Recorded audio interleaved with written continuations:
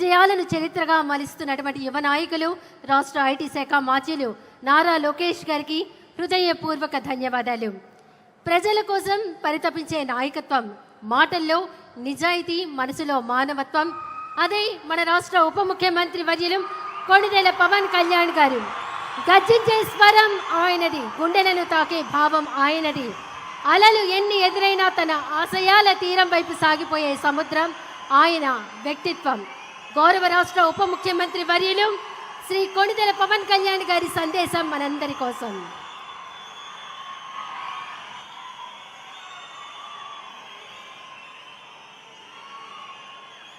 రెండేళ్ల నమ్మకం, అభివృద్ధి, సంక్షేమం బహిరంగ సభకి ఇచ్చేసిన సుదీర్ఘమైన పరిపాలనా అనుభవం, రాజకీయ అనుభవం ఉన్న గౌరవ ముఖ్యమంత్రి వర్యులు శ్రీ నారా చంద్రబాబు నాయుడు గారికి నా హృదయపూర్వక నమస్కారం. గౌరవ కేంద్ర పౌర విమానయాన శాఖ మంత్రివర్యులు శ్రీ కింజారపు రామ్మోహన్ నాయుడు గారికి నా హృదయపూర్వక నమస్కారం. గౌరవ కేంద్ర కమ్యూనికేషన్లు మరియు గ్రామీణాభివృద్ధి శాఖల సహాయ మంత్రివర్యులు డాక్టర్ పెమ్మసాని చంద్రశేఖర్ గారికి నా హృదయపూర్వక నమస్కారం. భారతీయ జనతా పార్టీ రాష్ట్ర అధ్యక్షులు శ్రీ పివిఎన్ మాధవ్ గారికి, గౌరవ సమాచార సాంకేతిక, ఎలక్ట్రానిక్స్, కమ్యూనికేషన్స్ మరియు రియల్ టైమ్ గవర్నెన్స్ శాఖ మంత్రివర్యులు సోదరులు శ్రీ నారా లోకేష్ గారికి నా నమస్కారం. గౌరవ శాసనసభ్యులు చంద్రగిరి నియోజకవర్గం శ్రీ పులివర్తి వెంకటమణి ప్రసాద్ గారికి నా హృదయపూర్వక నమస్కారం. జనసేన ఈ కార్యక్రమంలో పాల్గొంటున్న సహచర మంత్రివర్గ సభ్యులకి, శాసన మండలి మరియు శాసనసభ సభ్యులందరికీ, ప్రజాప్రతినిధులకు, నాయకులకు, అలాగే ఇక్కడికి విచ్చేసిన ప్రజలందరికీ, మీడియా మిత్రులకు మరి మీడియా మాధ్యమాల ద్వారా ఈ కార్యక్రమాన్ని వీక్షిస్తున్న ప్రజలందరికీ నా హృదయపూర్వక నమస్కారం. ముందుగా ప్రధానమంత్రి గారు సుదీర్ఘమైన కాలం పరిపాలనలోకి ఉన్న ప్రధానమంత్రిగా భారతదేశంలో మొట్టమొదటిసారి అన్ని రికార్డులను అధిగమించి, అంతకుముందు జవహర్లాల్ నెహ్రూ గారి సుదీర్ఘమైన వారి రూలింగ్ని కూడా అధిగమించి ఈ రోజున గౌరవ ప్రధానమంత్రి శ్రీ నరేంద్ర మోడీ గారికి కూటమి సభ్యులందరి తరపున, కూటమి ప్రభుత్వం తరపున వారు దిగ్విజయంగా అందరినీ సర్పాస్ చేసి ప్రీవియస్ మన ప్రధానమంత్రులైన జవహర్లాల్ నెహ్రూ గారిని కూడా సర్పాస్ చేసి ఆయన ముందుకెళ్ళి సుదీర్ఘకాలంగా సేవ చేస్తున్న ప్రధానమంత్రిగా, ఖ్యాతికెక్కిన ప్రధానమంత్రిగా నరేంద్ర మోదీ గారికి మరోమారు నా ధన్యవాదాలు, మరోమారు శుభాకాంక్షలు తెలియజేస్తాను. ఈ కార్యక్రమం 9వ తారీఖు జరగాల్సిన కార్యక్రమం, కానీ ఆ రోజున దురదృష్టవశాత్తు ప్రైవేటీకరణ కాకుండా ఆపుకున్న మన ఎన్డీఏ ప్రభుత్వం, నారా చంద్రబాబు నాయుడు గారి నాయకత్వంలో, ప్రధానమంత్రి గారి ఆశీస్సులతో, ఎన్డీఏ సమిష్టి కృషితో స్టీల్ ప్లాంట్ ప్రైవేటీకరణ కాకుండా ఆగింది. దురదృష్టవశాత్తు ఒక బ్లాస్ట్ జరగటం వల్ల 8 మంది నిండు ప్రాణాలు కోల్పోవటం, ఆ రోజున గౌరవ ముఖ్యమంత్రి గారు ఫోన్ చేసి మాట్లాడుకున్నాం. ప్రాణాలు కోల్పోయిన ఈ సందర్భంలో, ఈ దుర్ఘటన జరిగిన సందర్భంలో మనం ఈ విజయోత్సవ సభ బాగున్నదని చెప్పి పెద్ద మనసుతోటి ఆ రోజు గౌరవ ముఖ్యమంత్రి నారా చంద్రబాబు నాయుడు గారు దాన్ని పోస్ట్పోన్ చేసి ఈ రోజుకు పెట్టారు. మనస్ఫూర్తిగా అలా నిర్ణయం తీసుకున్నందుకు వారికి ఈ సభ తరపు నుంచి ఈ వేదిక తరపు నుంచి మనస్ఫూర్తిగా వారికి నా ధన్యవాదాలు తెలుపుతా ఉన్నాను. ప్రజాస్వామ్యంలో అంతిమ న్యాయ నిర్ణేతలు ప్రజలే.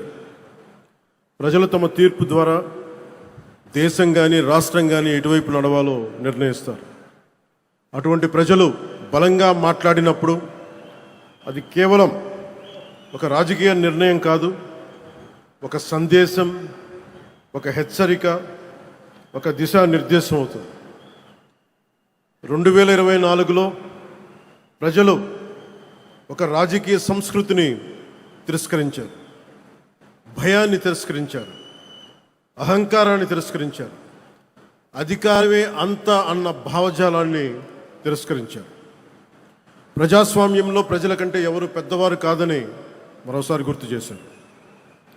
అందుకే 2024లో చేసినట్టు కొన్నిసార్లు ప్రజలు కేవలం ఓటు వేసి వదిలిపెట్టరు, చరిత్ర రాస్తారు. 2024లో ఆంధ్రప్రదేశ్ ప్రజలు చేసింది అదే. ఆ తీర్పు ఈ రాష్ట్రానికి మళ్ళీ ఆశనిచ్చింది, ఆంధ్రప్రదేశ్ సమాజానికి మళ్ళీ ఆత్మవిశ్వాసాన్ని ఇచ్చింది, ఒక తరం భవిష్యత్తుని మళ్ళీ నమ్మకాన్ని కల్పించింది. ప్రజలు మౌనంగా కనిపించిన అవసరం వచ్చినప్పుడు చరిత్రని మార్చగలరని మరోమారు నిరూపించిన సందర్భం అది. 2 ఏళ్ల క్రితం మీరిచ్చింది కేవలం అధికారం కాదు, ఒక బాధ్యత. ఆ బాధ్యతని గుర్తుంచుకుంటేనే ఈరోజు మీ ముందుకు వచ్చాం. ఈ చారిత్రక విజయానికి కారణమైన ప్రతి కార్యకర్తకి, ప్రతి నాయకుడికి, ప్రతి మహిళకి, ప్రతి రైతుకి, ప్రతి యువకుడికి నా హృదయపూర్వక కృతజ్ఞతలు. ఈ విజయం కేవలం తెలుగుదేశం పార్టీదో, భారతీయ జనతా పార్టీదో, జనసేన పార్టీదో కాదు, ప్రజల విజయం ఇది. ఇది అహంకారం విధ్వంసంపై ప్రజాస్వామ్యం సాధించిన విజయం. ఈ కూటమి ఆంధ్రప్రదేశ్ పునర్నిర్మాణం కోసం ఏర్పడిన కూటమి. ఈ కూటమి అధికారాన్ని పంచుకోవడానికి కాకుండా బాధ్యతని పంచుకోవడానికి ఏర్పడింది. దేశానికి ప్రధానమంత్రి శ్రీ నరేంద్ర మోదీ గారి దూరదృష్టి, రాష్ట్రానికి ముఖ్యమంత్రి శ్రీ నారా చంద్రబాబు నాయుడు గారి అనుభవం, ప్రజల ఆకాంక్షలను ప్రతిబింబించే జనసేన సంకల్పం, ఈ 3 శక్తులు కలిసినప్పుడే ఆంధ్రప్రదేశ్ పునర్నిర్మాణానికి బలమైన పునాది ఏర్పడింది. కూటమిలో జనసేన 21 సీట్లతోటి సర్దిపెట్టుకునే సందర్భంలో చాలామంది వివిధ రకాలుగా విమర్శించారు. కానీ మేము 21 సీట్లతో రాజీ పడలేదు. ఆంధ్రప్రదేశ్ భవిష్యత్తు కోసం 21 సీట్లకి జనసేన పరిమితాన్ని చేశాం. ఆ త్యాగానికి ప్రజలు ఇచ్చిన సమాధానమే 100% స్ట్రైక్ రేట్. 2 ఏళ్ల క్రితం మేము ఇచ్చిన హామీలు ఈరోజు ఒక్కొక్కటిగా ఆచరణలో కనిపిస్తున్నాయి. పెరిగిన వృద్ధాప్య పెన్షన్లు, మహిళలకి ఆర్థిక భరోసా, ఉచిత గ్యాస్ సిలిండర్లు, మహిళలకి ఉచిత బస్సు, రైతులకి అండా, అన్నా క్యాంటీన్లు, విద్యకి ప్రాధాన్యత, యువతకు ఉపాధి అవకాశాలు. మేము చెప్పింది ప్రతిదీ ఆచరించి బలంగా ముందుకు తీసుకెళ్తా ఉన్నాం. నా శాఖల విషయానికి వస్తే మహాత్మా గాంధీ కలలుగన్న గ్రామ స్వరాజ్యం, పండిట్ దీన్ దయాళ్ ఉపాధ్యాయ ప్రతిపాదించిన అంత్యోదయ సిద్ధాంతం, last mile governance, doctor BR Ambedkar గారి రథసారథిగా రాజ్యాంగం ద్వారా స్థానిక స్వపరిపాలనకు వేసిన బలమైన ప్రజాస్వామ్య పునాదులు, ఈ 3 ఆలోచన సంగమమే నేడు నరేంద్ర మోదీ గారి నాయకత్వంలోని ప్రభుత్వ పాలనా తత్వం. సబ్కా సాత్, సబ్కా వికాస్, సబ్కా విశ్వాస్.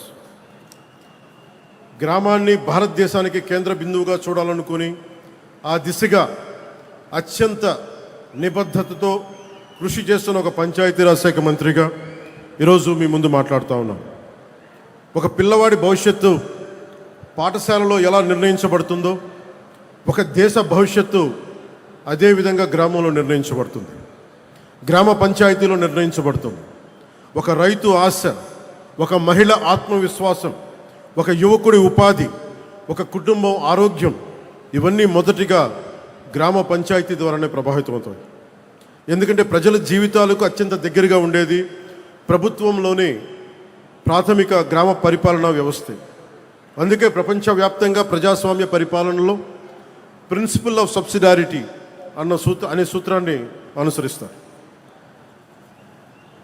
ఈ సూత్రం చెప్పింది చాలా సింపుల్. ఏ పనిని ఎక్కడ అత్యంత సమర్థవంతంగా ప్రజలకి అత్యంత దగ్గరగా చేయగలమో ఆ పని అక్కడే జరగాలి. అవ్వకపోతే ఆ ప్రభావం దానిపై వ్యవస్థపై పడుతుంది. గ్రామ స్థాయిలో అవ్వాల్సిన పని మండల స్థాయికి వెళ్ళకూడదు. అంతిమంగా క్యాస్కేడింగ్ రియాక్షన్ కింద మన దగ్గర ప్రతి పని ఎమ్మెల్యే దగ్గరికి వెళ్ళాల్సిన పరిస్థితి.